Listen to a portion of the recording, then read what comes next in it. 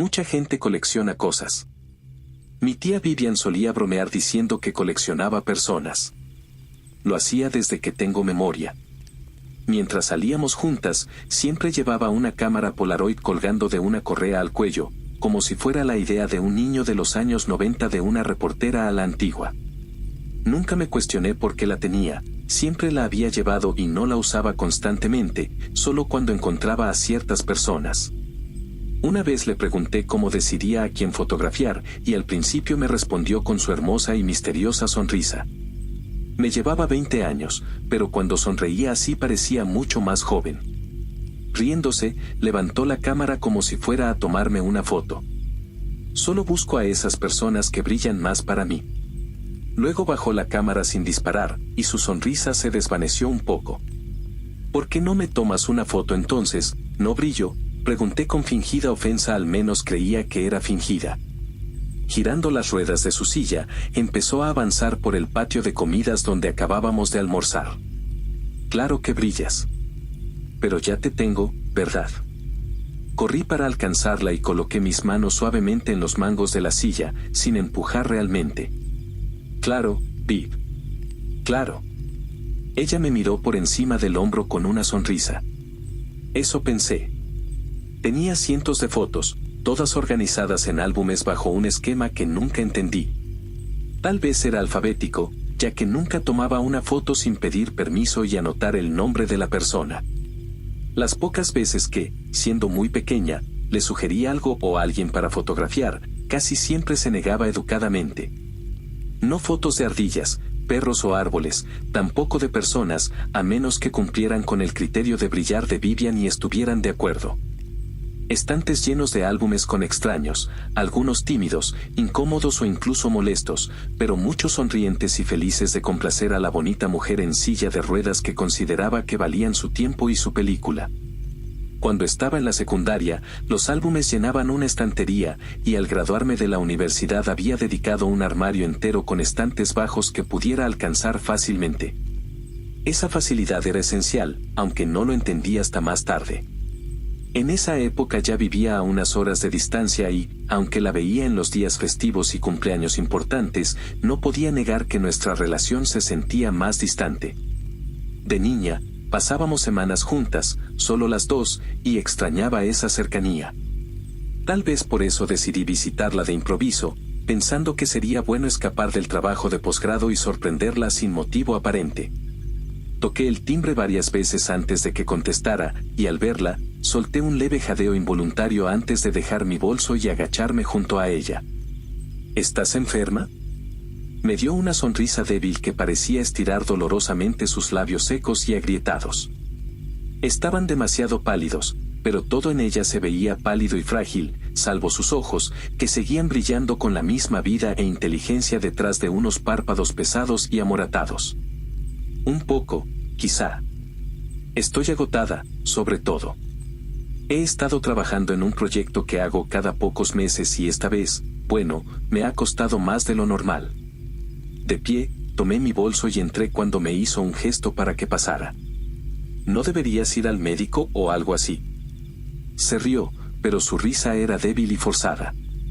No, nada de eso. Pronto estaré como nueva. Viv nunca me había mentido, pero no le creí. Algo estaba realmente mal, y era demasiado terca o reservada para contármelo. Aunque tenía derecho a guardar sus secretos, eso no calmaba mi preocupación. Forzando una sonrisa que no sentía, asentí. Vale, si tú lo dices. Pero al menos déjame ayudarte con lo que sea que estés haciendo, ¿sí? Solo dime qué hacer y lo haré mientras tú descansas. Parecía considerar mi oferta durante una eternidad. Probablemente fueron menos de 10 segundos, pero el tiempo se estiró mientras esperaba incómoda su rechazo.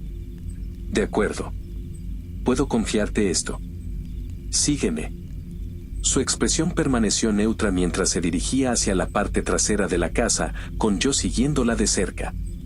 No me sorprendió que me llevara al armario de las fotos, pero lo que vi dentro me dejó sin palabras. Había el doble de estantes, y aunque algunos estaban vacíos, el espacio ocupado había crecido a un ritmo evidente. En el extremo de los estantes centrales noté una pequeña pila de álbumes sobre una mesa baja. ¿Qué hacía con ellos? Como si leyera mis pensamientos, respondió de inmediato. Recorto. Solo conservo fotos de personas mientras están vivas. Es una costumbre que tengo. Al principio, dependía de periódicos y servicios pagos para saber cuándo alguien de mis álbumes fallecía. Pero desde que Internet creció, es mucho más fácil. Vivian soltó una risita. Aunque sigue siendo un trabajo laborioso. Cuanto más tiempo colecciono gente, más probable es que mueran. Se encogió de hombros. Aún así, hay que hacerlo.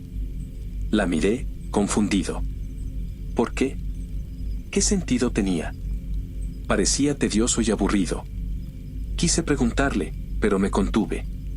Por toda su energía e intereses, sabía que Vivian había tenido una vida dura y solitaria. Entonces, ¿qué importaba si tenía pasatiempos raros y les añadía rituales extraños? ¿A quién dañaba, y si la ayudaba, no valía la pena? Entonces, ¿qué hago? ¿Saco fotos de gente muerta? Ella sonrió. No, esa parte la hago yo. Tú puedes hacer la investigación. Pasé los siguientes 2 días recortando con Viv. Creo que eliminamos más de 300 personas de más de 4.000 álbumes, aunque perdí la cuenta. Cuando me fui al día siguiente, no diría que Vivian parecía la de antes, pero sí más descansada y relajada. También me hizo prometer que la visitaría más a menudo, y cuando dije que lo haría, hablaba en serio. En los 2 años siguientes cumplí esa promesa. Apenas comentaba el ritmo al que crecía su colección, salvo por alguna broma ocasional. Tal vez pienses que podría quedarse sin gente en su zona, pero casi nunca tomaba fotos ahí. Viajaba por todo el país, costa oeste, costa este, grandes ciudades y pueblos pequeños. Investigando sus obituarios y certificados de defunción, podría haber reunido mi propia colección cubriendo cada estado del país. Una vez le pregunté por qué nunca viajaba al extranjero, y ella solo sonrió. Es más difícil conseguir información de muertos fuera del país. Al escuchar eso, dudé si era una broma o algo serio. Cuando su sonrisa se transformó en una carcajada, la imité antes de volver a verificar si Ruby Olsek seguía viva. Ahí estaba el nombre, y comparándolo con la foto, sí, parecía que había muerto 6 meses atrás en un accidente de auto. En esos años, vi menos al resto de mi familia. Solo en Navidad o cuando alguien estaba muy enfermo. La mayor parte de mi tiempo libre lo pasaba con Viv. Verla más seguido dificultaba notar su deterioro, pero no lo hacía imposible. Quería preguntarle qué le ocurría, si estaría bien, porque por mucho que la conociera, nunca entendí del todo qué la había llevado a esa silla. En lugar de preguntárselo directamente, por miedo a que se enojara o deprimiera, fui a casa y se lo pregunté a mi madre. Ella se mostró sorprendida, incluso se puso pálida. ¿Por qué preguntas eso? Encogí los hombros. He estado viendo mucho a tía Viv.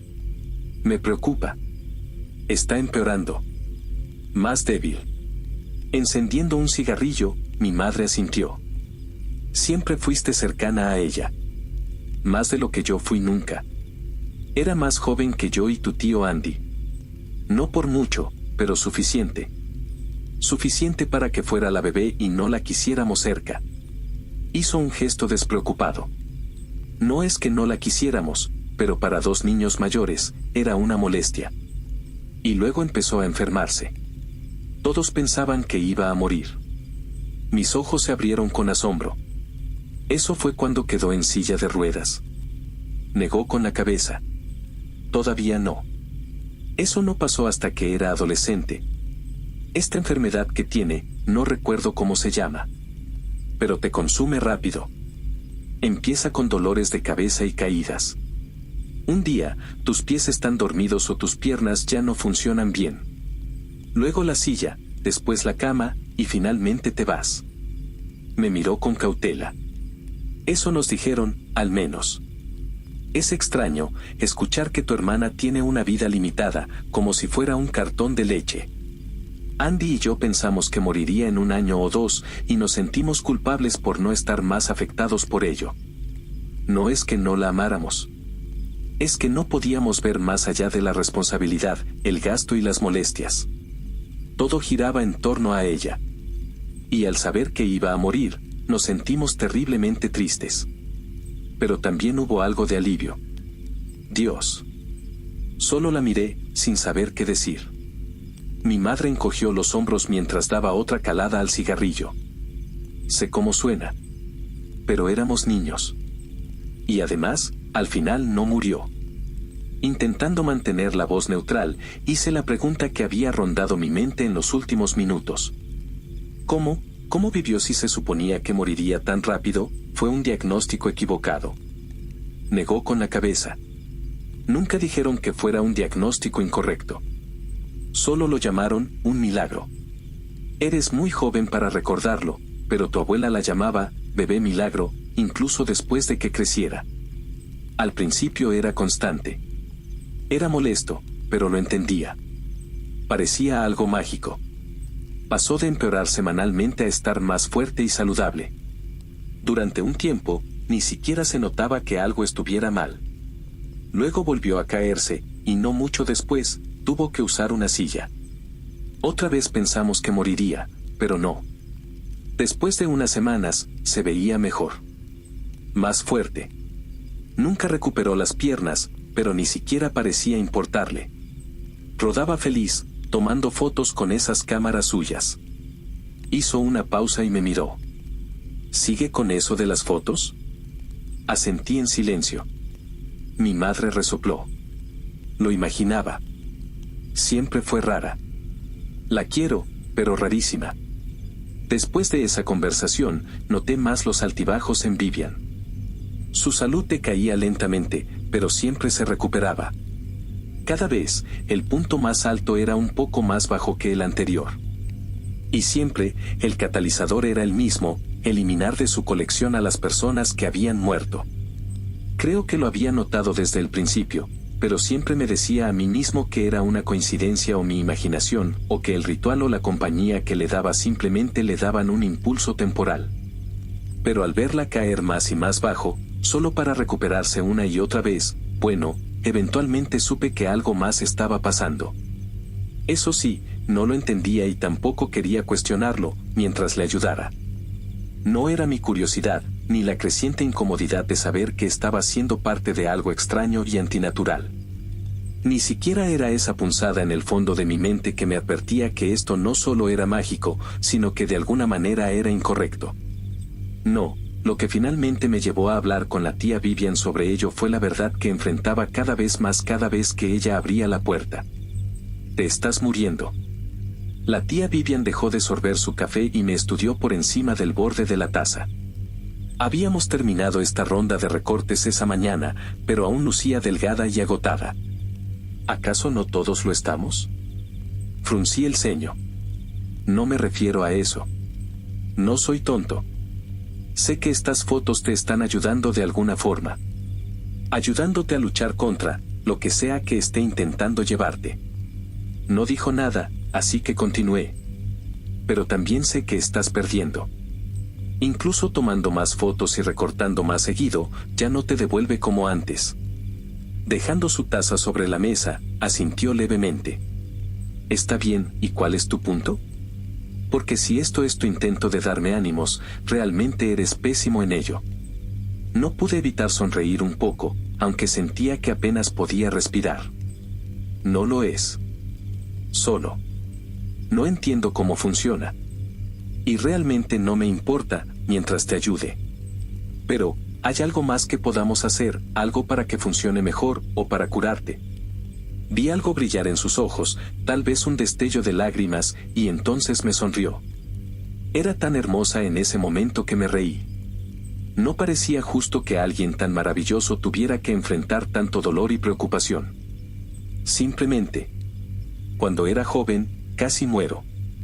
Quizás tu madre te lo contó, no quiero aburrirte con todos los detalles, pero tuve una enfermedad muy mala y agresiva que mata a la mayoría bastante rápido. Podía sentir cómo me estaba consumiendo, como si fueran enredaderas apretándose alrededor de otra planta hasta matarla. Estaba asustada, claro, e intentaba distraerme con cualquier cosa.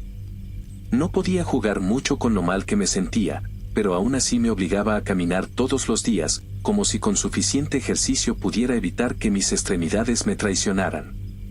Ese año me regalaron una cámara instantánea por mi cumpleaños y se me ocurrió la idea de tomar fotos mientras caminaba por el vecindario. Tomé algunas fotos de animales, pero algo me dijo que debía fotografiar personas. Y eso fue lo que hice. Al día siguiente me sentí mejor. Así que salí a caminar de nuevo, esta vez más lejos. En parte porque tenía más energía. En parte porque de alguna manera sabía que necesitaba recolectar diferentes personas. El día siguiente me sentí aún mejor y, esa tarde, le pedí a tu abuelo que me trajera más película cuando volviera del trabajo. Esto continuó por otra semana, y para cuando terminó, me sentía como si nunca hubiera estado enferma. De hecho, me sentía mejor que nunca, aunque intenté disimularlo un poco. No estaba mintiendo, no realmente. Era más un instinto, no quería llamar más la atención de lo necesario. Después de eso tomé menos fotos, pero seguí tomándolas.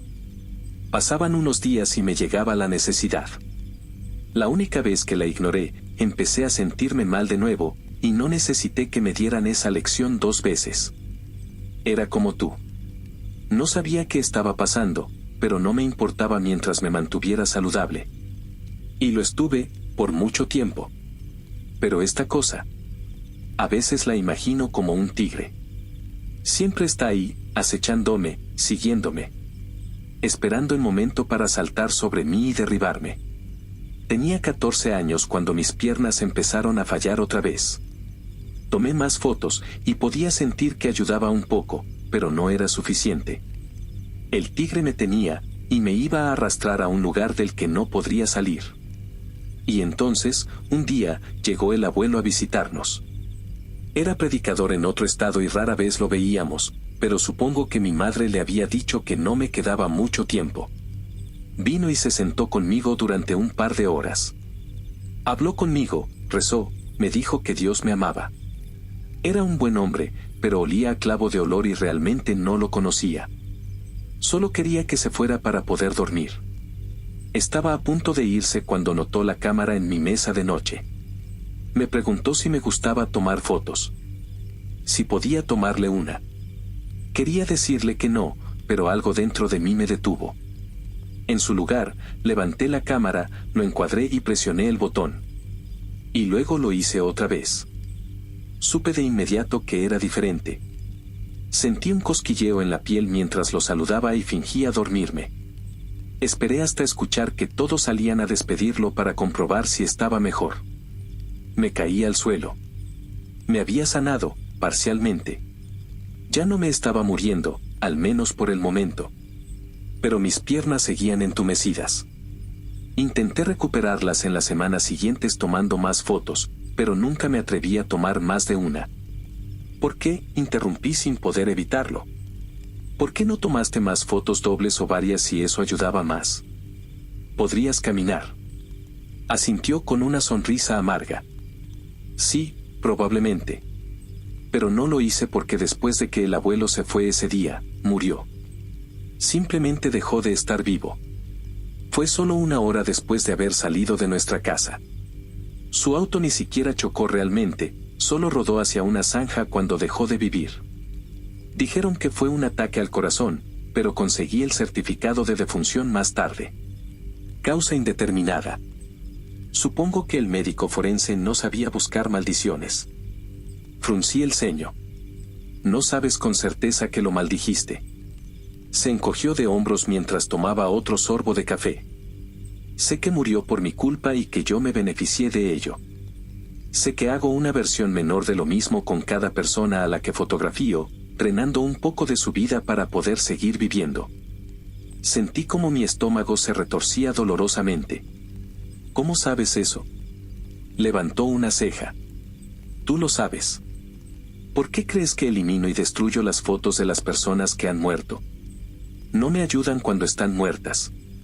De hecho, es al contrario. A veces me pregunto si la razón por la que recaí tan fuerte cuando tenía 14 años fue porque no sabía aún que debía podar. Esa idea no se me ocurrió hasta un mes o dos después de la muerte del abuelo. Sentía que estaba luchando contra la muerte, o negociando con ella. Y cualquier persona que ya estaba muerta era solo un peso extra en mi contra. Así que empecé a eliminar a los que habían muerto, en aquel entonces eran solo unos pocos. Me sentí más fuerte de inmediato. Soltando una breve risa amarga, continuó, y no es que no pensara en tomar más fotos dobles en ese entonces. Pero era una niña y me sentía bien, excepto por mis piernas. Así que me dije a mí misma que era suficiente. Y durante un tiempo, lo fue. Tragué saliva. ¿Nunca intentaste tomar 2 fotos de nuevo? Vivian me sonrió. Lo hice, una vez. Tenía 20 y tantos años. Mi salud estaba bien, pero me sentía muy deprimida y sola. Quería una vida completa, y me convencí de que estaba rechazando un don que me habían dado. Así que empecé a revisar los periódicos. Encontré a un hombre que había salido bajo fianza después de matar a su esposa e hijo. No me tomó mucho tiempo conseguir las fotos, y él murió. ¿Funcionó? Hizo un gesto con la mano, moviéndola de un lado a otro. Sí y no. Definitivamente me sentí más fuerte y más viva, pero aún no podía caminar. Eso fue lo que me hizo darme cuenta, no era solo tomar una segunda foto y que murieran lo que lo hacía más poderoso. Era la conexión. Me beneficié más de su muerte, pero mucho menos que cuando mi abuelo, un pariente de sangre, murió y me sacó del borde. Aunque incluso mi abuelo, él era familia, pero apenas lo conocía. Su sonrisa se ensanchó. Imagina si fuera alguien que fuera familia y a quien yo amara. Sentí como mi piel se enfriaba. ¿Quieres usarme? La sonrisa de la tía Vivian desapareció. ¿Qué dirías si lo hiciera? Tragué saliva y asentí. Quiero decir, no quiero morir, pero si eso te ayuda tanto, tal vez estaría bien. Parecía casi enojada cuando sus labios se fruncieron en una línea delgada. Entonces levántate. Ve a tu habitación y acuéstate en la cama. Asentí de nuevo, tembloroso, y obedecí. Cuando estuve en la cama, miré hacia la puerta para verla allí, con la cámara en su regazo. Levantándola, tomó una foto mía. No deberías estar tan dispuesto a entregar tu vida. Créeme, alguien que ha luchado por ella todos los días durante mucho tiempo. Su rostro se suavizó. Aunque te amo por eso. Lo suficiente como para no tomar una segunda foto. ¿Estás segura? Levantó una mano. Sí. Pero necesito que hagas algo por mí. Tírame tu teléfono. Voy a encerrarte aquí. Hay una bolsa en el fondo del armario con botellas de agua y barras energéticas, y tienes un baño. En 4 días alguien vendrá a abrirte, pero necesito que te quedes aquí hasta entonces, ¿de acuerdo? Le lancé mi teléfono, y ella lo atrapó con agilidad mientras la miraba fijamente. ¿Una bolsa? ¿Planeabas encerrarme aquí? Viv rió suavemente. Siempre tengo varios planes, incluso si no sé exactamente cuándo o si los necesitaré. Este era uno de ellos, aunque lo habría considerado poco probable. Aún así, estoy muy feliz de que haya resultado así. Levantó una ceja. ¿Me confiarás esto y harás lo que te pido? Asentí. No vas a salir a matarte ni nada, ¿verdad? Se echó a reír mientras negaba con la cabeza. No has estado prestando atención. Amo demasiado vivir como para hacer eso. Pero tienes razón. Las cosas no pueden seguir como están, y he sido paciente por mucho tiempo. Es hora de cosechar lo que se ha sembrado. Dicho esto, cerró la puerta y me encerró. Durante los días siguientes, pensé en escapar, pero quería cumplir mi promesa, así que no lo hice. Y, tal como dijo, al 4.º día alguien que nunca había visto abrió la puerta y me dijo que mi teléfono estaba en la mesa de la cocina antes de salir. Cuando tomé mi teléfono, tenía varios mensajes perdidos. Un par de amigos, uno de una chica con la que había estado hablando últimamente, y varios de mi madre. Fueron estos últimos los que realmente llamaron mi atención. ¿Estarás por aquí este fin de semana? No contestas el teléfono. Vivian está organizando esta fiesta, bueno, Es en nuestra casa, así que tal vez la estoy organizando yo, pero quiere que toda la familia esté. Tu hermana viene, y también el tío Andy y su familia. Viv estará destrozada si no vienes. Vivian está por empezar las fotos familiares. ¿Dónde estás? Miré mi teléfono. El último mensaje era de la noche anterior. Maldición. El informe oficial, que llegó semanas después, decía que todos debieron morir por algún tipo de fuga de gas. Aunque no había señales de nada parecido la mañana siguiente cuando la policía llegó para hacer un chequeo a petición de la esposa del tío Andy. Parece que se enfermó a último minuto y no pudo ir, aunque sus dos pequeñas sí. No creo que a Vivian le importara mucho. La tía Allison no era de sangre, después de todo, y nunca habían sido cercanas. En cuanto a Viv, no había ni rastro.